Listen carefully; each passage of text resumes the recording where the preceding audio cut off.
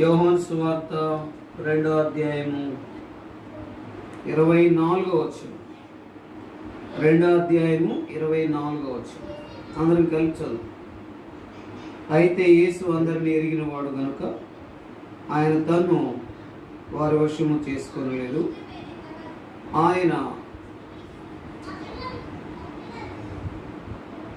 ఆయన మనుషుని ఆంతర్యమును ఎరిగినవాడు. ప్రభు సహాయం కొరకే ప్రార్థన చేసుకుంటాం. ప్రేమ నమ్మకం కలిగిన మా ప్రియ పరలోక తండ్రి, మీ పాలన కొందరములు స్తోత్రములు చెల్లిస్తున్నా. నీ కృపలో మమ్మల్ని జ్ఞాపకం చేసుకుని ప్రభా మీ సన్నిధిలో నడిపించి మిమ్మల్ని ఆరాధించడానికి, పూజించడానికి, గణపరచడానికి మాకు ఇచ్చిన ధనికరమైన సమయం కొరకై స్తోత్రాలు. నేను ఈ యొక్క బలవర్తమానం 2వ వర్తమానం కొరకై చదవబడిన లేఖన భాగాలను దీవెనకరంగా చేయండి. ప్రభువా, యోవేలు గ్రంథం 2వ అధ్యాయం 26వ వచనం, తిరిగి యోహాను సువార్త 2వ అధ్యాయం 24వ వచనం,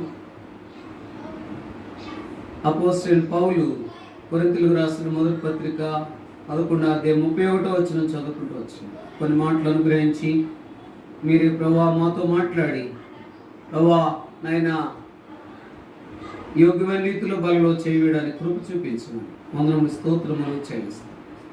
మీకే మహిమ ఘనత ప్రభువును ఆరోపించండి. యేసుక్రీస్తు వారి శ్రేష్టమైన పరిశుద్ధమైన నామములో నన్ను నేను తగ్గించుకుంటూ మిమ్మల్ని హెచ్చిస్తూ, ప్రభువా మీ సిలువ చాటు నన్ను మరుగుపరిచి మీరే ప్రభువా నా నోటికి బోరుగా ఉండి మీ సెలవు దయచేయమని వందనములు స్తోత్రములు చెల్లిస్తూ యేసుక్రీస్తు వారి శ్రేష్టమైన పరిశుద్ధమైన నామములను స్తుతిస్తూ అతి విందు బ్రతుకులాడు వేడుకుంటున్నాము తండ్రి, ఆమేన్. చదవబడిన ఈ యొక్క లేఖన భాగాలను దేవుడు మన కొరకై దీవెనకరంగా చేయనుగా.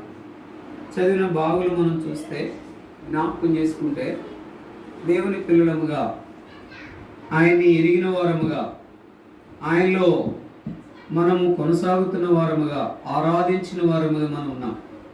అయితే మనం జ్ఞాపకం చేసుకుంటూ వచ్చాం.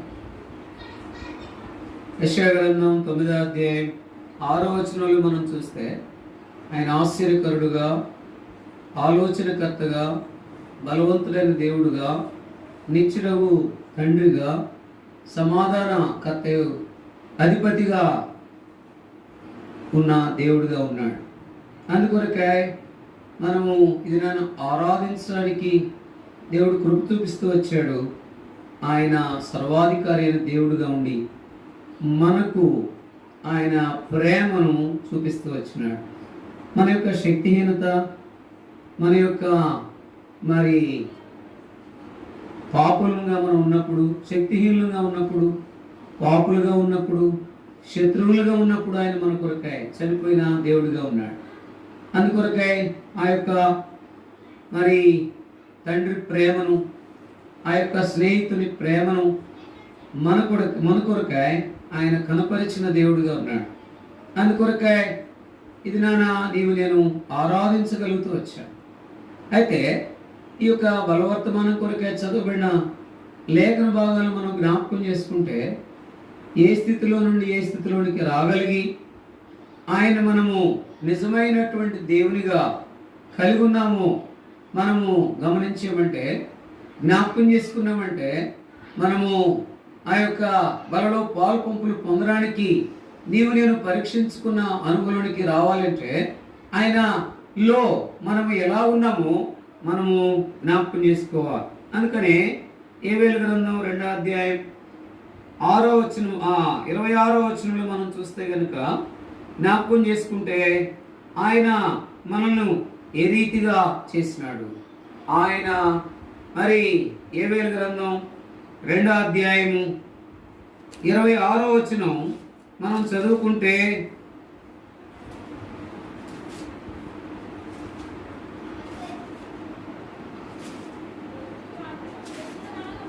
రెండో అధ్యాయము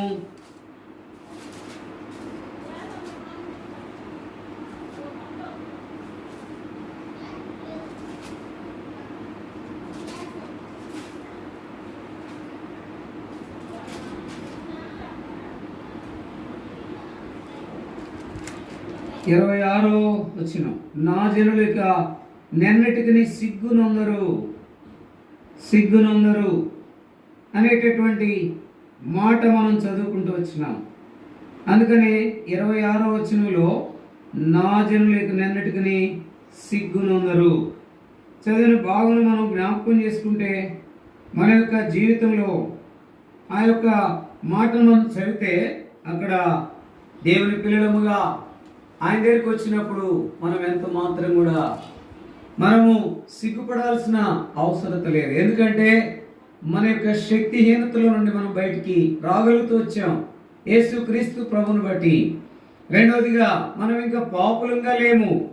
దాని తర్వాత ఇంకా మూడవదిగా మనం శత్రువుగా లేము. అందుకొరకే నా జనులు ఇంకా ఎన్నటికీ సిగ్గునొందరు అనే మాట మనం చూస్తున్నాం. యేసుక్రీస్తు ప్రభులోకి వచ్చిన తర్వాత మనము ఎంత మాత్రం కూడా సిగ్గుపడాల్సిన అవసరత లేదు. ఎందుకనంటే అక్కడ మనం చూస్తే జ్ఞాపకం చేసుకుంటే చూడండి 27వ వచనం, అప్పుడు ఇశ్రాయేలు మధ్య నున్నవాడు నేనే అనగా నేనే మీ దేవుడినైన యెహోవాననియు నేను తప్ప వేరొకడును లేడనియు మీరు తెలుసుకుందురు. నా జనులిక నెన్నడును సిగ్గు నొందక యుందురు. అంటే ఎంత మాత్రం కూడా యోగ్యమైన రీతిలో బలలో మనం చేయడానికి సిద్ధపడినప్పుడు మనం పరీక్షించుకున్నప్పుడు మనము ఏ మాత్రము సిగ్గుపడనవసర అవసరత లేదు.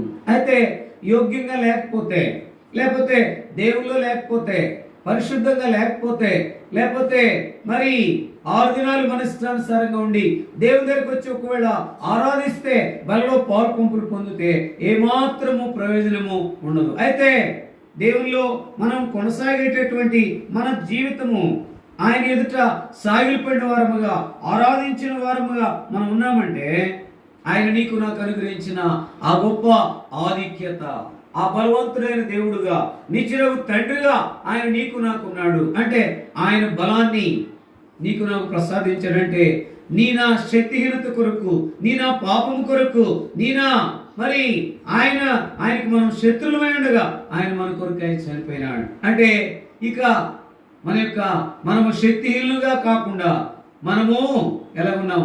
బలవంతులంగా ఉన్నాం. దాని తర్వాత పాపులంగా కాకుండా పరిశుద్ధులంగా ఉన్నాం. శత్రువులుగా కాకుండా మిత్రులుగా ఉన్నాం. అందుకనే ఈ యొక్క ఉదయకాల సమయంలో నీవు నేను ఆరాధించాం.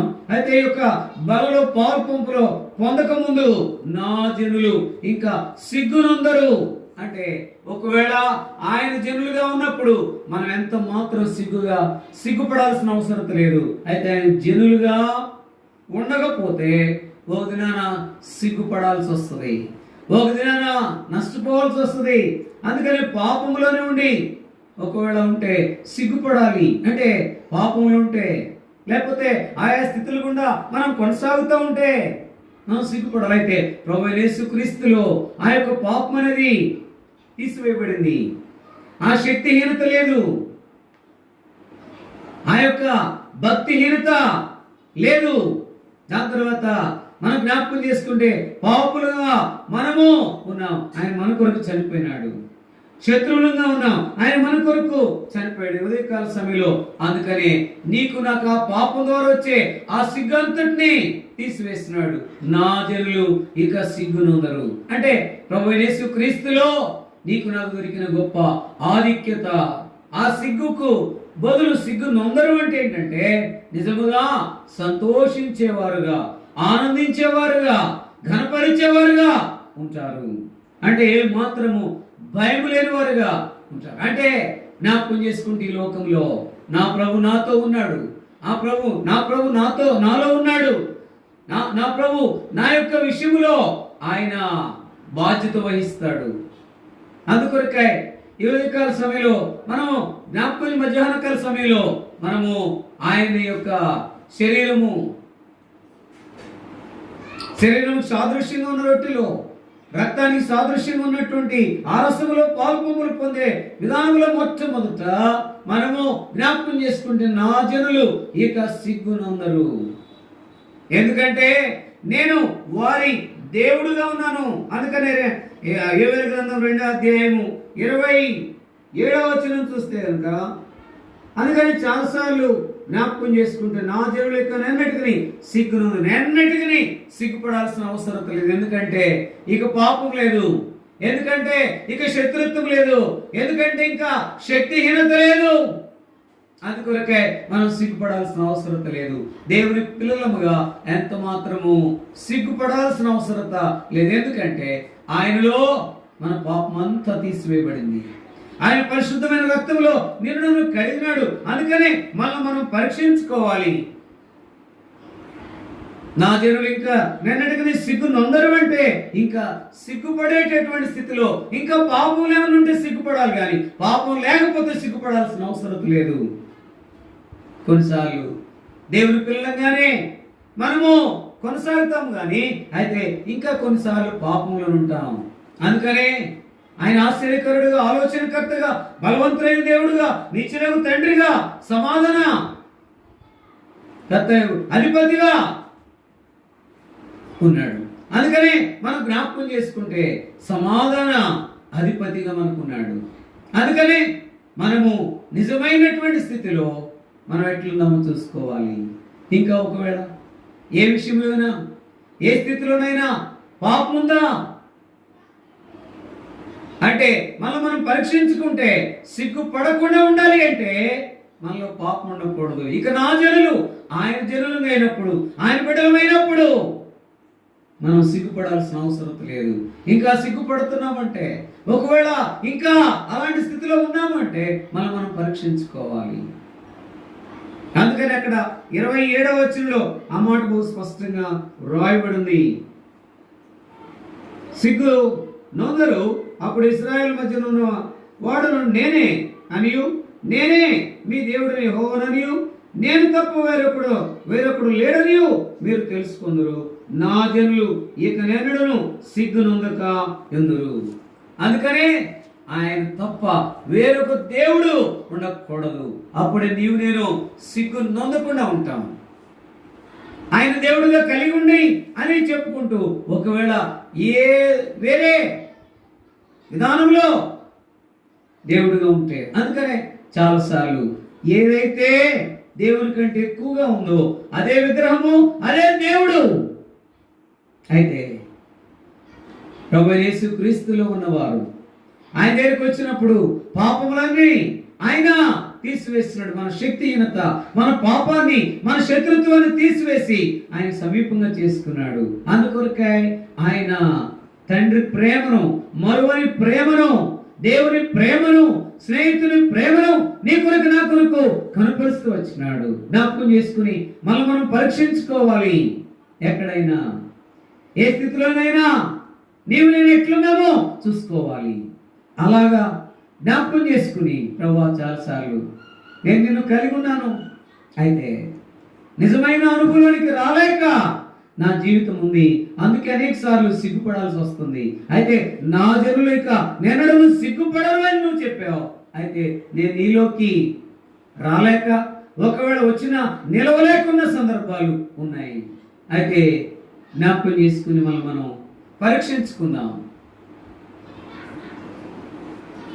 నేను ఎరిగినటువంటి సందర్భమే, నమ్ముకున్న సందర్భమే, ఆరాధించే సందర్భమే, కానీ చాలాసార్లు అనేక సందర్భాల్లో నాకు నేను జ్ఞాపకం చేసుకున్నప్పుడు, అందుకని 2వ మాట మనం చదువుకుంటూ వచ్చినాం. యోహాను సువార్త 2:24 వచ్చినాం. యేసు అందరినీ ఎరిగినవాడు, ఆయనకు తెలియకుండా ఏదీ లేదు, ఆయన అంతా ఆయనకు తెలుసు. కనుక ఆయన దగ్గరికి వచ్చినప్పుడు మనం ఎట్లున్నామో చూసుకోవాలి. ఒకవేళ ఏదైనా ఆయనకు ఆయాస్కరంగా ఉంటే ఆయన దగ్గరికి వచ్చి మనం ఏం చేయాలంటే మన బలహీనతను ఒప్పుకోవాలి. ప్రభువా ఈ స్థితిలో నేను బలహీనంగా ఉన్నాను, దయతో నన్ను క్షమించు. ముందు రక్షణ పొందిన అనుభవానికి రావాలి. ఆ రక్షణ పొందిన అనుభవంలో ఆయనలో నిలిచే విధానంలో ఉండాలి. అందుకనే నా జనులకు నిన్నడును సిగ్గునొందరు అంటే దేవుని పిల్లలైన వారు ఎప్పటికీ సిగ్గుపడరు అనే మాట మనం జ్ఞాపకం చేసుకుంటాం.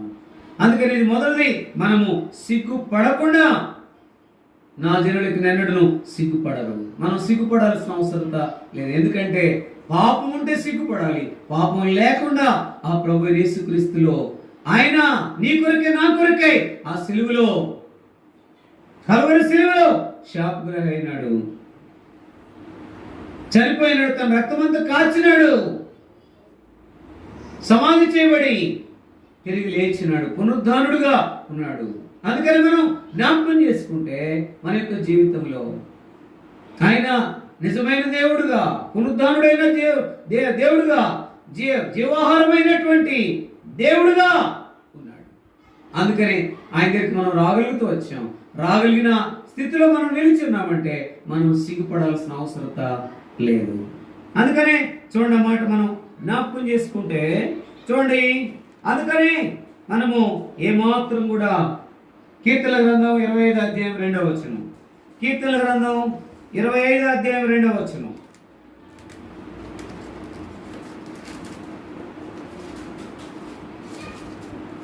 కీర్తనల గ్రంథం 25 అధ్యాయం 2వ వచనం అందరము కలిపి చదువుకుంటాం. 25 అధ్యాయం 2వ వచనం, నా దేవా నీ యందు నమ్మిక ఉంచున్నాను, నన్ను సిగ్గుపడనీయకుము. కాబట్టి ఆయన యందు నమ్మిక ఉంచిన స్థితిలో, ఆయన దగ్గరికి వచ్చిన స్థితిలో నిలిచి ఉంటే నువ్వు సిగ్గుపడక్కర్లేదు. రెండోది, నమ్మిక ఉంచినటువంటి స్థితిలో చూడండి అక్కడ మాట, నా శత్రువులు నన్ను గుచ్చి ఉత్సహింపనీయకుము. కాబట్టి చాలాసార్లు మన యొక్క జీవితంలో జ్ఞాపకం చేసుకుంటే ఆయన యందు నమ్మిక ఉంచితే మనం సిగ్గుపడాల్సిన అవసరత లేదు. అందుకనే ఆయన దగ్గరికి వచ్చినటువంటి స్థితి ఉందా? రెండోది, ఆయన యందు నమ్మిక ఉంచినటువంటి స్థితి ఉంటే మనము సిగ్గుపడాల్సిన అవసరత లేదు. ఎందుకంటే మన జీవితంలో ఆయన ఎదుట మనం సాగిలపడిన స్థితి, ఆయన ఎదుట మనం పరిశుద్ధపరచబడిన స్థితి, ఆయన ఎదుట మనము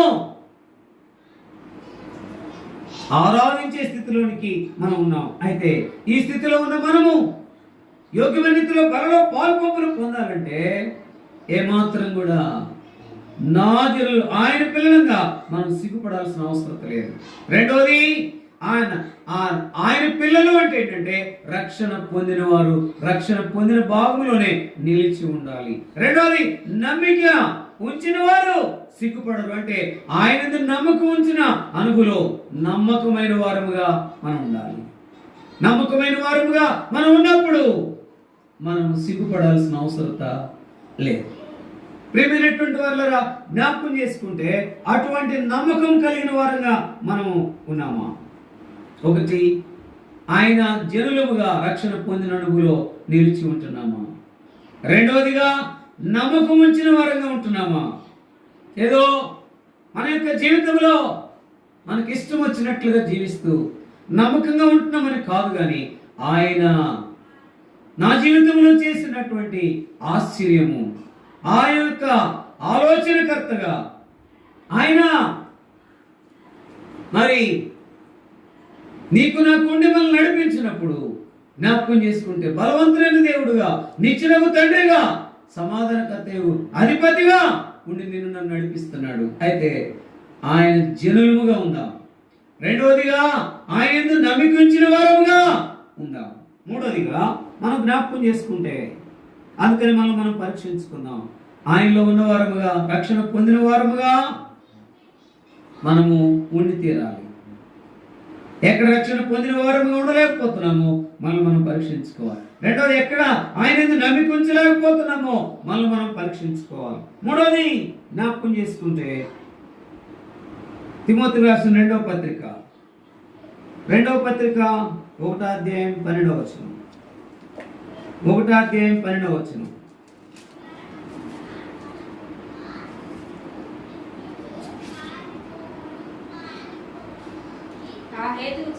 ఆ హేతువు చేత ఈ శ్రమను అనుభవించున్నాను గాని నిన్ను నమ్మిన వాని ఎరుగుదును గనుక సిగ్గుపడను. నేను ఆయనకు అప్పగించిన దానిని రాబోచున్న ఆ దినం వరకు ఆయన కాపాడగలడని రూఢిగా నమ్ముకొనుచున్నాను. కాబట్టి ఇక్కడ ఒకటి, ఆయన జనులైన వారు సిగ్గుపడరు. రెండోది, ఆయన యందు నమ్మిక ఉంచిన వారు సిగ్గుపడరు. మూడోది, ఏంటి అక్కడ మనం చదివినటువంటి భాగములో ఆయన ఎరిగిన వారు సిగ్గుపడరు.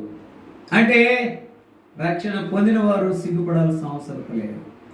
రెండోది, ఆయన యందు నమ్మిక ఉంచిన వారు సిగ్గుపడాల్సిన అవసరం లేదు.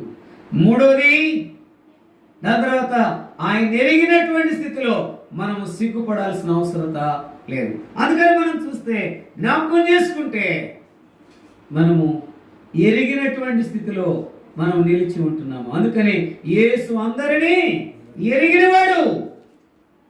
నీ నా సంగతులు, నీ నా ఆలోచనలు, నీ నా క్రియలు, నీ నా ప్రవర్తన, నీ నా విధానం అంతా ఆయన ఎరిగిన దేవుడు. అందుకని ఆయన ఎరిగిన స్థితిలో ఉంటే మనం సిగ్గుపడాల్సిన అవసరం లేదు. నా జనులోని అనుభవంలో ఉన్నప్పుడే సిగ్గుపడకుండా ఉంటాం. ఆయన ఎందుకు నమ్మిక ఉంచినప్పుడే సిగ్గుపడకుండా ఉంటాం. దాని తర్వాత ఆయన ఎరిగిన అనుభవంలోనే ఉంటేనే సిగ్గుపడకుండా మనం ఉంటాం. ఇది మూడవది. సిగ్గుపడకుండా ఉండాలంటే ఆయన్ని ఎరిగి ఉండు. అందుకని మనం జ్ఞాపకం చేసుకుంటే ఆ మాట మనం చదువుతాం. చూడండి, జ్ఞాపకం చేసుకుంటే అందుకని కీర్తనల గ్రంథం 25వ అధ్యాయం 3వ వచనం చదవండి. కీర్తనల గ్రంథం 25వ అధ్యాయం 3వ వచనం. కీర్తనల గ్రంథం చదవండి. నీ కొరకు కనిపెట్టు వారితో నీ కొరకు కనిపెట్టుకుని వారు ఎవడనో సిగ్గు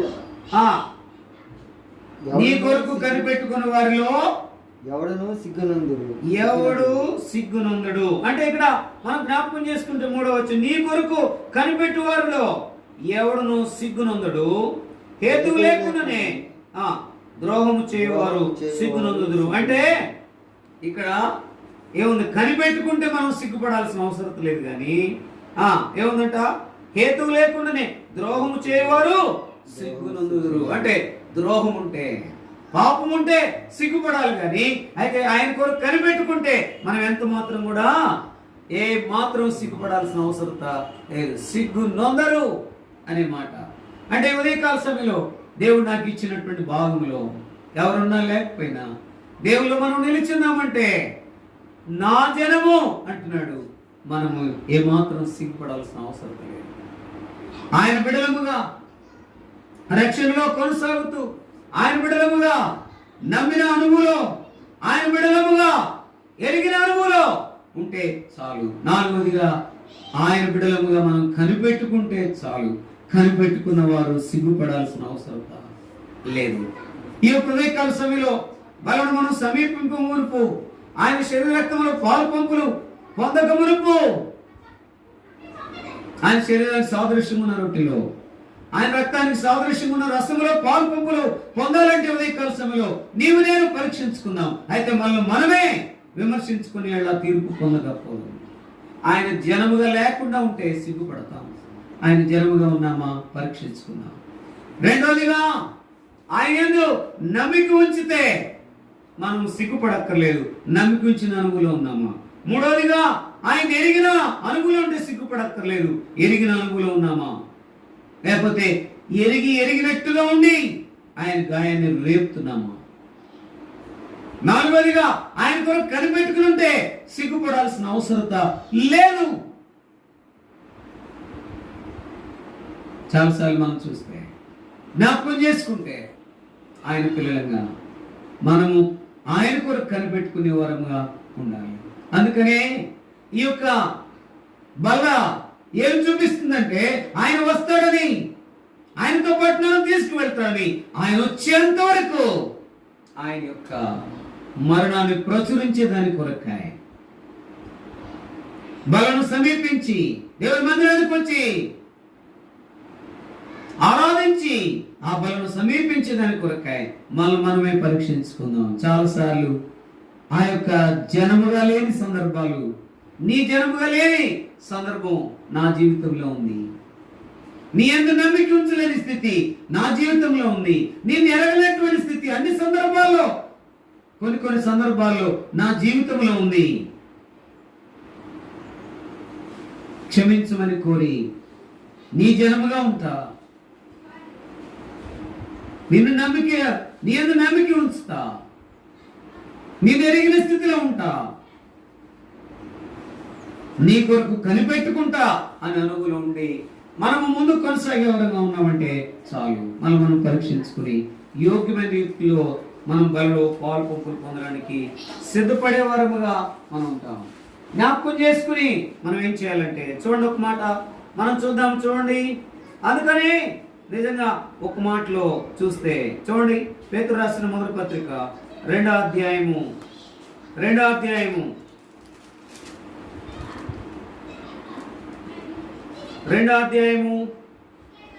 6వ వచనం. పేతురు రాసిన మొదటి పత్రిక 2వ అధ్యాయం 6వ వచనం అందరం కలిపి చూద్దాం. 2వ అధ్యాయం 6వ వచనం అందరం కలిపి చదువుకుంటాం. ఏలయనగా ఇదిగో నేను ముఖ్యమును ఏర్పరచబడినది అమూల్యమునగు మూలరాతిని సియోనులో స్థాపించున్నాను. ఆయనందు విశ్వాసం ఉంచువాడు ఏమాత్రమును సిగ్గుపడడు అన్నమాట లేఖన ముందు రాయబడి ఉన్నది. అంటే 5వదిగా ఏంటి మనం చూస్తే, ఆయన యందు విశ్వాసం ఉంచువాడు సిగ్గుపడాల్సిన అవసరత. ఆయన జనముగా ఉంటే సిగ్గుపడక్కర్లేదు. 2వదిగా ఆయన యందు నమ్మిక ఉంచితే సిగ్గుపడక్కర్లేదు. 3వది ఆయన ఎరిగితే సిగ్గుపడక్కర్లేదు. ఆయన కొరకు కనిపెట్టుకుని ఉంటే సిగ్గుపడక్కర్లేదు. 5వదిగా ఆయన యందు విశ్వాసం ఉంచితే సిగ్గుపడక్కర్లేదు. ఏ సందర్భంలో మనం తప్పుపడి ఉన్నాము? నాకు నేను నీకు నువ్వు పరీక్షించుకుని యోగ్యమైన రీతిలో బలలో చేయి వేసే వారంగా ఉన్నాము. మనమే విమర్శించుకుని ఇలా తీర్పు పొందకపోవడం. అందుకని యేసు అందరినీ ఎరిగినవాడు అక్కడే ఉంది. జ్ఞాపకం చేసుకుంటే ఆ మాట చదువుకుని మనం ముగించుకుంటాం. చూడండి మాట, యోహాను సువార్త 2వ అధ్యాయం 24వ వచనం. యోహాను సువార్త 2వ అధ్యాయము 24వ వచనం. 2వ అధ్యాయము 24వ వచనం అందరం కలిపి చూద్దాం. అయితే యేసు అందరిని ఎరిగిన వాడు గనుక ఆయన తను వారి వశము చేసుకొనలేదు. ఆయన మనుషుని ఆంతర్యమును ఎరిగినవాడు. అంటే మన ఆంతర్యమును ఎరిగినవాడు, అందరిని ఎరిగినవాడు, ఆంతర్యమును ఎరిగినవాడు. నా జనులు ఎన్నడూ సిగ్గుపడ్డాం. ఆయన జనులంగా మనం చేయబడ్డాం, ఆయన బిడ్డలంగా చేయబడుతూ వచ్చాం. మన యొక్క శక్తిహీనత, మన పాపము, మన శత్రుత్వము యేసుక్రీస్తు ప్రభులో తీసివేయబడింది, కొట్టివేయబడింది. పాత నిబంధన ప్రకారం, ధర్మశాస్త్రం ప్రకారం మనము నశించిపోయేవారము, మరణానికి పాత్రలము. అయితే ప్రభు యేసుక్రీస్తు వారిలో మనకు దొరికినటువంటి, క్రీస్తులో దొరికిన గొప్ప ఆధిక్యత నిత్య జీవము, ఆయన జనముగా చేయబడినటువంటి స్థితి. అయితే మనం సిగ్గుపడాల్సిన అవసరత లేదు. ఎవరున్నా లేకపోయినా, ఏదున్నా లేకపోయినా ఆయనున్నాడు అనే అనుగులు మనం కొనసాగుతూ ఉన్నామంటే మనం ఎంత మాత్రం కూడా సిగ్గుపడాల్సిన అవసరత లేదు. ఎందుకని ఆయన జనముగా ఉన్నాం. ఎందుకని సిగ్గుపడాల్సిన అవసరత లేదు? ఆయన నమ్మిక ఉంచాం. ఎందుకని సిగ్గుపడాల్సిన అవసరత లేదు? ఆయన ఎరిగిన స్థితిలో ఉన్నాం. ఎందుకని సిగ్గుపడాల్సిన అవసరత లేదు? ఆయన కొరకు కనిపెట్టుకున్నాం. ఎందుకొరకై మనము సిగ్గుపడాల్సిన అవసరం లేదంటే ఆయన విశ్వాసం ఉంచాడు. అందుకనే ఏ దంతల అనుగులో ఎక్కడ మనం తక్కువ పడి ఉన్నామో మనం పరీక్షించుకుని ఆయన దగ్గరికి వచ్చి, ప్రభువా నేను ఈ విషయంలో తక్కువ పడి ఉన్నాను, దయతో నన్ను క్షమించు. నేను నీలో కొనసాగేదాని కొరకాయ నీవే నా కొరకు ఈ లోకంలోనికి శరీరదారుడిగా వచ్చి, మనిషి కుమారుడిగా ఈ లోకానికి వచ్చి నా కొరకాయ సెలవుకెక్కి మీ రక్తమంతా, మీ శరీరం అంతా నలగొట్టబడి రక్తమంతా కాచి ఆ రక్తంలో నా ప్రతి పాపాన్ని కడిగి నీ జనముగా చేసుకుంటే ఎన్నో సందర్భాలు ఈ రీతిగా ఉండలేకపోతా ఉన్నాను. దయతో నన్ను క్షమించి యోగ్యమైన రీతిలో బలలో పాలు పంపులు పొందడానికి నాకు సహాయం చేయమని కోరు. ఆ రీతిగా దేవుడు మనకు సహాయము చేయనుగా. ప్రార్థన. ప్రేమ నమ్మకం కలిగిన మా ప్రియ పరలోక తండ్రి, మీ పాలన పొందడానికి స్తోత్రాలు చెల్లిస్తున్నాను. ప్రభావ మీలో ఉన్నప్పుడు మేము సిగ్గుపడాల్సిన అవసరం లేదు. ఏ విషయంలో మేము ప్రభా తక్కువబడి ఉన్నామో ఈ వాక్య వెలుగులో పరీక్షించుకుని ప్రభా మీలో యోగ్యమైన రీతిలో ప్రభా మీ శరీరానికి సాదృశ్యంగా ఉన్న రొట్టెలో, మీ రక్తానికి సాదృశ్యంగా ఉన్నటువంటి రసంలో పాల్పొంపులు పొందడానికి, మమ్మల్ని మేమే పరీక్షించుకోవడానికి కృప చూపించమని యేసు నామములో ప్రార్థించి వేడుకుంటున్నాం తండ్రి. ఆమేన్.